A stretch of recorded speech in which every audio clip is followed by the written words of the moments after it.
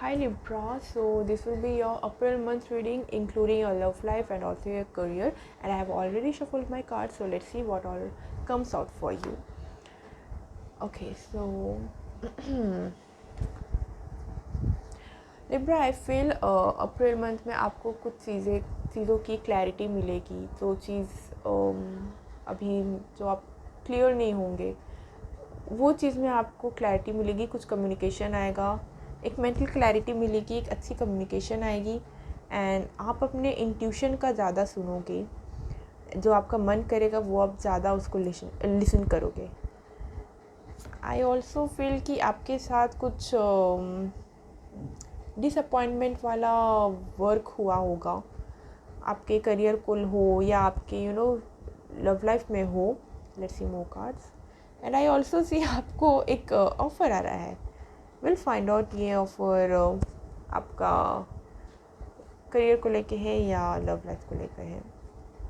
Okay, as I told, एक communication आ रही है, चीज़ें आपके लाइफ में आगे बढ़ रही है, चाहे आपका रिलेशनशिप हो या करियर हो। मुझे ये दोनों चीज़ में दिख रहा है कि आपके लाइफ में चीज़ें जो रुकी हुई थी या जहाँ पे आपको एक क्लैरिटी नहीं मिल रहा था, वहाँ पे आपको कुछ क्लैरिटी मिल रही है, आप चीज़ों को लेके आगे बढ़ रहे हो, एक फॉरवर्ड मूवमेंट हो रहा है, आप एक स्टेबल स्टेज में अपने पहुँच रहे हो, एक बहुत कॉन्फिडेंस स्टेज में पहुँच रहे हो अपने इंट्यूशन को सुनकर। एंड जो भी आपके साथ पास्ट में या करेंटली जो भी डिसअपॉइंटमेंट हुआ होगा रिलेशनशिप को लेके या करियर में लेके, वो चीज़ आप लेट गो नहीं कर पा रहे हो, वो चीज़ को आप स्टिक होल्ड ऑन किए हुए हो, लेट गो ही नहीं कर पा रहे हो। एंड आई फील कि आपके ये जो ऑफ़र आ रहा है, जो relation I most probably I feel relationships के रिगार्डिंग है ये ऑफ़र वाला, कि आपको मे बी आपके पर्सन जो भी आप दोनों के बीच में यहाँ अनएक्सपेक्टेड सेपरेशन या अनएक्सपेक्टेड आर्ग्यूमेंट या कॉन्फ्लिक्ट हुए हैं, जो भी स्टेबल चीज़ अनस्टेबल हुई थी, एज आई सेड पास्ट में आप डिसअपॉइंट हुए हैं और आप वो चीज़ को लेट गो नहीं कर पा रहे हो। एंड जो चीज़ यहाँ पे हुई थी, आपके पर्सन आई गेस एक वापस आ रहे हैं, आई फील वापस आ रहे हैं। And let's see more cards for you. Okay, आपके पर्सन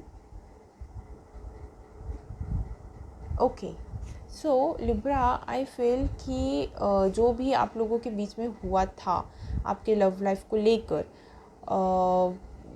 आप यहाँ पे डिसअपॉइंटेड थे। अब जब वो पर्सन आपके लाइफ में वापस आएंगे तो आप अनश्योर रहेंगे, आप ये फीलिंग्स को लेके, ये प्यार को लेके, एज आई सेड कि ये लव रिलेशनशिप का मुझे ज़्यादा लग रहा है and you have got the lovers card.